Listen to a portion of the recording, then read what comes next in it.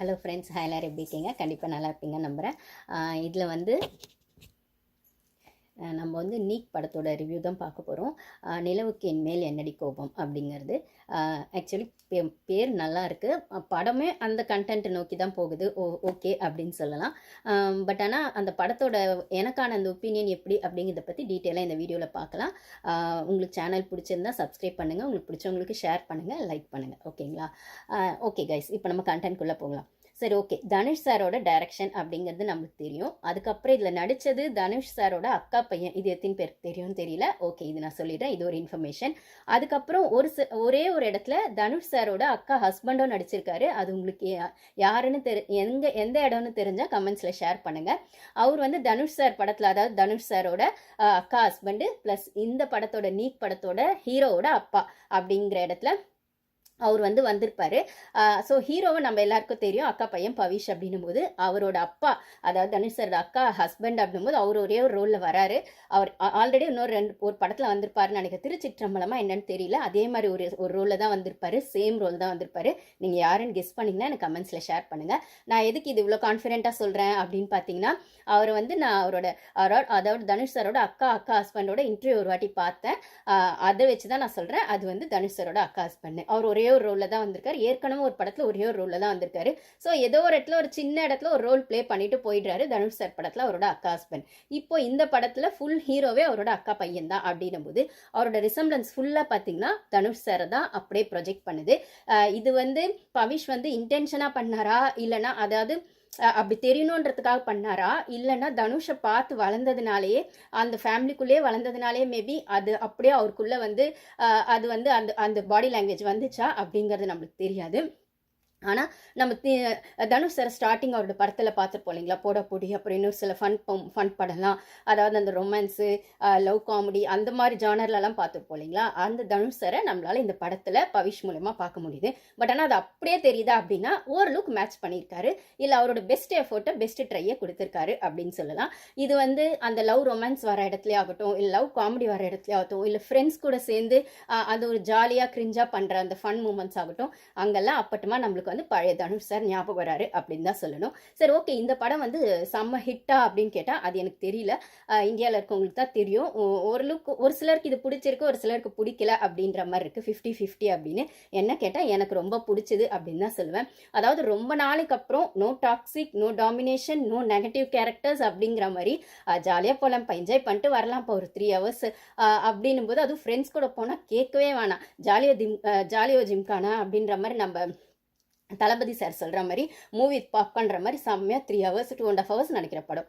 நல்லா என்ஜாய் பண்ணிட்டு வரலாம். ஸோ வரும்போது எந்த எமோஷ்னல் ஃபீல் இல்லை, எந்த ஹெவி ஃபீல் இல்லை. அதை விட்டுட்டு அன்னைக்கு நாள் ஜாலியாக போச்சுப்பா, செம்மையாக மூவி பாப்கார்ன் அப்படிங்கிற மாதிரி செம்மையாக என்ஜாய் பண்ணிட்டு வரலாம் அப்படிங்கிற மாதிரி படம் தான் அப்படின்னு நான் சொல்லுவேன்.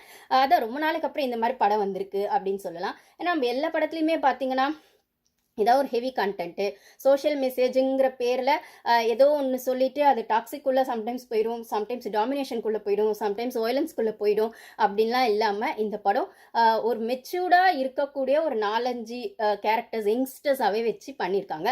அவங்க மெச்சூர்டான்னு எனக்கு சொல்ல தெரியல, ஆனால் அவங்கவுங்க லைஃப்க்கு என்ன தேவை அப்படிங்கிற புரிதலோட அந்த பெர்ஸ்பெக்டிவோட மற்றவங்கள ஹர்ட் பண்ணாமல் அவங்களுக்கு தேவையான விஷயத்த அவங்க வந்து எப்படி வந்து வாங்கிக்கிறது, இல்லை புரிஞ்சுக்கிறது, இல்லை வந்து அந்த விஷயத்த தனக்கான விஷயமா எப்படி மாற்றிக்கிறது அப்படிங்கிற இடத்துல அந்த யங்ஸ்டர்ஸ்க்கான விஷயமா அந்த படத்தை நான் பார்க்குறேன்.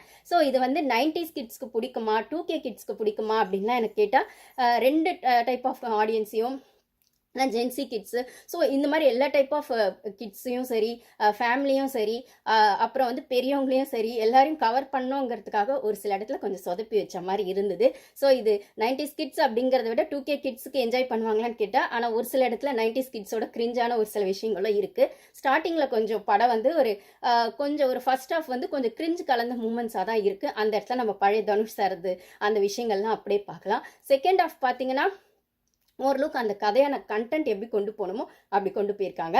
ஒரு லவ் பிரேக்கப்பு, அதுக்கப்புறம் அந்த பிரேக்கப் வந்து சரியாயி 2 பேரும் சேர்றாங்களா இல்லையா அப்படிங்கிறது தான் கதை. அதை பவிஷ் அனிகா அப்படின்னு வரும்போது இந்த சைடில் ஒரு 3 பாய்ஸ் ஃப்ரெண்ட்ஸாக இருக்காங்க. அப்புறம் அனிகா சைட்லேயும் அங்கே ஒரு 2 கேர்ள்ஸ் இருக்காங்க. அப்படின்னும் போது இவங்களுக்கு பிரேக்கப் ஆன பீரியடில் ஸ்டார்டிங்கில் லவ் இருந்து பிரேக்கப் ஆயிடுது. பட் ஆனால் 2 பேருக்குமே அந்த பிரேக்கப் வலினும் போது அவங்க லைஃப்பில் ஒரு டெசிஷன் எடுக்கிறாங்க. ஹீரோயின் இவர் லைஃப்பில் இவரோ டெசிஷன் எடுக்கிறாரு. ஆனால் அந்த டெசிஷனுக்குள்ளே போனாங்களா இல்லை 2 பேரும் திரும்பி ஒன்று சேர்ந்தாங்களா, இந்த ஒன்று சேர்ற பீரியடில் இவங்களுக்கான எமோஷன்ஸ் எப்படி இருந்தது, இவங்களுக்கான சேலஞ்சஸ் எப்படி இருந்தது, இல்ல லைஃப் வந்து அவங்க எந்த ஃப்ளோல கொண்டு போச்சோ அந்த ஃப்ளோலயே அவங்க போனாங்களா, இல்ல லைஃபை இவங்க கண்ட்ரோல்ல எடுக்க முயற்சி பண்ணாங்களா அப்படிங்கிறது தான் கதை. ஸோ இந்த கதையை பொறுத்த வரைக்கும் இங்க வந்து பவிஷ் சாரோட ஃப்ரெண்டாக வந்து மேத்யூ தாமஸ் வர்றாரு. அவரை நான் மலையாள படத்துலலாம் பார்த்துருக்கேன். 1-2 சீன்ஸில் அவர் நல்லா இருக்கும் காமெடியானா. இந்த படத்தோட ஹீரோயினை விடவும் அந்த ஃப்ரெண்ட்ஷிப் ஜோன் தான் ரொம்ப அழகாக கவர் ஆயிருக்கு அப்படின்னு நான் சொல்லுவேன். ரொம்ப சூப்பராக அந்த படம் கொஞ்சம் லேக் அடிக்குதேப்பா அப்படின்னு யோசிக்கிற இடத்துல தான் மேத்யூ தாமஸ் அவரோட காமெடி ஜானர் வந்து செம்மையாக படத்தை தூக்கி கொடுத்துருக்கு அப்படின்னு சொல்லணும். அதுக்கப்புறம் இந்த படத்துக்கான பெரிய ப்ளஸ்ஸாக நான் ஜிவி பிரகாஷ் அவரோட மியூசிக்கை பார்க்குறேன். அதுக்கப்புறம் அந்த கோல்டன் ஸ்பேரோ நெஞ்சில் ஹேரோ அந்த பாட்டுக்கு உங்களுக்கு தெரியும், பிரியங்கா அவங்க டான்ஸ் ஆடிருப்பாங்க. நிஜமாவே அந்த இடத்துக்கு டைமிங் சாங் அந்த பாட்டு ரொம்பவே ஆப்டா இருக்கு. ஒரு சாங்குக்காக வரணுமா அப்படின்னு பிரியங்கா யோசிச்சிருப்பாங்களான்னு தெரியல. பட் ஆனால் அவங்க எதிர்பார்க்காத அளவுக்கு இந்த சாங் வந்து செம்ம ஹிட் ஆகுன்றதுல எந்த டவுட்டும் இல்லை.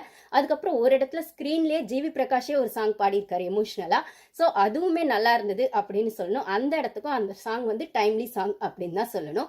அதுக்கப்புறம் வந்து இப்போ ரீசன்ட் டேஸில் போயிட்டு இருக்க டெஸ்டினேஷன் வெட்டிங் அப்படிங்கிறது உங்களுக்கு தெரியும்னு நினைக்கிறேன். ஒரு பர்டிகுலர் பிளேஸ்க்கு போயிட்டு அங்கே வந்து மெஹந்தி, நலங்கு, அதுக்கப்புறம் சங்கீத் அப்படிலாம் வந்து ஒரு நாள் அந்த ஃபங்க்ஷன் வந்து அந்த மேரேஜை நோக்கி டுவர்ட்ஸ் த மேரேஜ் என்னென்ன ஃபங்க்ஷன்லாம் பண்ணி என்ஜாய் பண்ண முடியுமோ அந்த மாதிரி கொண்டு போகிற இன்னைக்கான ட்ரெண்டில் அந்த ட்ரெண்டோடவே சேர்த்து இந்த கதையை ஃப்ளோவில் கொண்டு போயிருக்காங்க. அது ரொம்பவே நல்லா இருந்தது அப்படின்னு சொல்லணும். கதை இப்படி ஆரம்பித்தாலும் டெஸ்டினேஷன் வெட்டிங் அப்படின்னும் போது கிளைமேக்ஸ்லேயும் அந்த டெஸ்டினேஷன் வெட்டிங்கை கண்டிப்பாக வந்து டைரக்டர் சார் கொண்டு வந்து நிறுத்தியிருக்காரு. இந்த படத்தோட கிளைமேக்ஸ் ஒரு சிலருக்கு சொதப்பலாக தெரிஞ்சது, ஒரு சிலருக்கு பிடிக்கல. அப்படிங்கும்போது தனுஷ் சாரோட படங்கள் இப்போ ரீசன்ட் டேஸில் நம்ம எல்லாம் வயலன்ஸ் தான் பார்க்குறோம். நானுமே இப்போது கிட்டத்தட்ட ஒரு 4-5 இயர்ஸாக நான் தனுஷ் சார் படங்கள் பார்க்கறதே இல்லை. இன்ஃபேக்ட் சொல்லணும்னா ஸ்டார்டிங்கில் அவர் கொடுத்த அந்த ஒரு நல்ல யங்ஸ்டர்ஸ் கவர் பண்ணுறதோ ஒரு ஜாலியாக படம் பார்க்கலாம் அந்த போட பொடி அதெல்லாம் இருக்கிற பட்சத்தில் இப்போ வயலன்ஸே ஃபுல்லாக அவர் வந்து டார்கெட் பண்ணுறாரோ இல்லை மாஸ் ஹீரோ காட்டணுன்றதுக்காக அந்த வயலன்ஸ் அங்கே வைக்கிறாங்களோ, அது அவரோட டைரக்ஷனாக இருக்கட்டும் வேற யார் டைரக்ஷனாக இருக்கட்டும், அவர் ஆக்டராக அங்கே இருக்கிற பட்சத்தில் அவரோட ஹீரோயிசம்காக மாஸ்க்காக அந்த ஒரு விஷயங்கள் அந்த ராயன் கூட எடுத்துக்கலாமே, நான் இன்னும் பார்க்க கூட இல்லை ராயன். ஸோ அந்த வயலன்ஸ் பக்கம் எனக்கு போகவே இஷ்டம் இல்லை அப்படின்னும் போது நான் பார்க்கவே இல்லை. பட் ஆனால் ரொம்ப நாளுக்கு அப்புறம் தனுஷ் சாரோட டைரக்ஷனில் இந்த படம் வந்து பழைய தனுஷ் சாரை பார்த்த ஃபீல் எனக்கு கொடுத்தது. ஸோ இந்த படம் நிஜமாவே வந்து ஒரு ரொம்ப ஃபன்னாக சிரிச்சுட்டு அப்படி இருக்குமான்னு கேட்டால் அப்படிலாம் இல்லை. ஜாலியாக போயிட்டு ஜாலியாக என்ஜாய் பண்ணிட்டு வரலாம். இந்த படம் பார்த்துட்டு வரும்போது ரொம்ப எமோஷனல் ஃபீலிங் எதுவும் இருக்காது, அப்புறம் அந்த ஹெவி ஃபீலிங் எதுவும் இருக்காது. ஜாலியாக ஒரு 3 ஹவர்ஸ் என்ஜாய் பண்ணப்போ போனோமா, உட்காந்து 2 சமோசாவோ பாப்கார்னோ மூவி பாப்கார்னோ சாப்பிட்டோமா, ஃப்ரெண்ட்ஸ் கூட போனோமா, நல்லா 2-3 சீன்ஸில் வந்து கிண்டல் அடித்து கலாய்ச்சி கலாட்டை பண்ணோமா, அப்படி தான் இந்த படம் இருந்தது. அதுக்கப்புறம் இந்த படத்தோட ஹீரோயின் நம்ம பேசி ஆகணும். அவங்க அனிகா வந்து நம்ம அஜித் சாரோட பொண்ணாக பார்த்துருப்போம். ஸோ அவங்கள சின்ன பொண்ணாவே பார்த்ததுனாலையோ என்னமோ தெரில, இந்த படத்தில் அவங்க ஹீரோயின் ரோல் அவங்களுக்கான ரோலை நல்லா தான் பண்ணியிருக்காங்க. இன்னும் கொஞ்சம் பெட்டராக பண்ணியிருக்கலாம்னாலுமே அவங்க ஃபஸ்ட்டு படம் ஹீரோயின் அப்படின்னும் போது அவங்களோட பெஸ்ட் எஃபர்ட்டை போட்டிருக்காங்கன்னு தான் சொல்லணும். ஒரு சில இடத்துல ஹெவியான எமோஷனல் மூமெண்ட்ஸ் வந்தாலுமே அவங்க சின்ன பொண்ணாவே நம்மளுக்கு அவங்கள பார்த்ததுனாலையோ இல்லை டைரக்டர் வந்து இதை ஹெவியாக கொண்டு போவேனான்றதுக்காகவோ அந்த இடத்துல அவங்களோட ஆக்டிங் வந்து நம்மளுக்கு பெருசாக கனெக்ட் ஆகலன்னு சொல்ல முடியாது. ஹெவியாக அந்த சீனுக்குள்ளே உட்கார வைக்கல அப்படின்னு தான் சொல்லணும். பட் ஆனால் ஓகே, நம்மளுக்கு மேபி ஹெவியாக உட்கார வச்சிருந்தா கூட நான் சொல்கிற மாதிரி அந்த ஹெவி ஃபீலிங்ஸ் ஹெவி எமோஷன்ஸ் இருக்கும். அது எதுவுமே இல்லாமல் படம் பார்த்துட்டு ஓகே படம் பார்த்தோம் அவ்வளோதான், ஜாலி, இன்னொரு வாட்டி வேணால் வந்து பார்த்துக்கலாம், அதாவது இன்னொரு வாட்டி ஜாலியாக வந்து பார்த்துக்கலாம் அப்படிங்கிற இடத்துல அந்த படம் வந்து ஜாலியாக சட்டிலாக ஒரு 2 ஹவர்ஸ் நம்ம என்கேஜ் பண்ணுற படமாக நல்லா இருக்கு அப்படின்னு சொல்லணும்.